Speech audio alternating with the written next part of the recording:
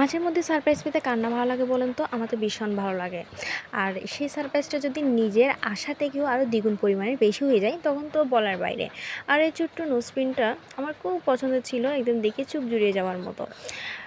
আর এমন সারপ্রাইজ পেতে আপনাদের একটা টিপস ফলো করতে হবে। আর সেই টিপসটি হলো, জামাইয়ের সাথে কারণে অকারণে ঝগড়া বাজিয়ে দিবেন, যাতে সেই দোষটা আপনার জামাইয়ের ঘাড়ে পড়ে।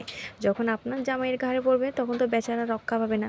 তখন তার থেকে মুক্তি পেতে হবে। তার জন্য মুক্তি পেতে আপনাকে খুশি রাখতে হবে। সো আপনাকে খুশি রাখতে হলে অবশ্যই তো সারপ্রাইজ দিতে হবে। আর সেই সারপ্রাইজ পাওয়ার জন্য আপনি সব সময় না, মাঝে মাঝে এরকম ঝগড়া বাজিয়ে দেবেন। তাহলে এইবার আপনি সারপ্রাইজ পেতে থাকবেন। তো এটাও ছিল সেরকম একটা সারপ্রাইজ, যে কারণে ঝগড়া হয়ে গেল। আর ঝগড়ার পরে দোষটা জামাইয়ের হলো। তো সেক্ষেত্রে আমার জন্য সারপ্রাইজ নিয়ে আসলো। এই সারপ্রাইজগুলো দেখে আমি নিজেও সারপ্রাইজ হয়ে গেলাম, যে অকল্পনীয়, মানে অবিশ্বাস্য একটা, যে কীভাবে সম্ভব হলো, যা আমি আশা করি না তার চাইতেও দ্বিগুণ পরিমাণে পেয়ে গেলাম। কল্পনার বাইরে। তো সারপ্রাইজের জন্য বেস্ট অপশন চক্রা।